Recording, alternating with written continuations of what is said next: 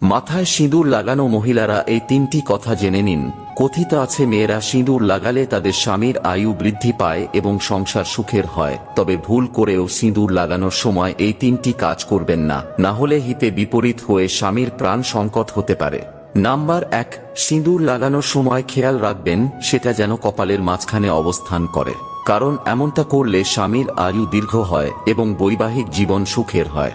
Number 2, বিবাহিত মহিলাদের এই বিষয়ে বিশেষ যত্ন নেওয়া উচিত যে সিঁদুর লাগানোর সময় কখনো দাঁড়ানো অবস্থায় এটি লাগাবেন না, বরং আরাম করে বসেই সিঁদুর লাগানো উচিত। এছাড়াও সিঁদুর লাগানোর সময় আপনাকে অবশ্যই একটি টিপ পড়তে হবে।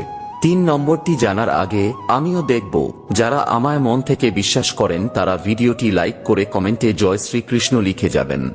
নাম্বার 3, বিবাহিত নারীদের সবসময় এটি খেয়াল রাখা উচিত যে তাদের সিঁদুরের বাক্স যেন কোনো জায়গা থেকে ভাঙা না থাকে।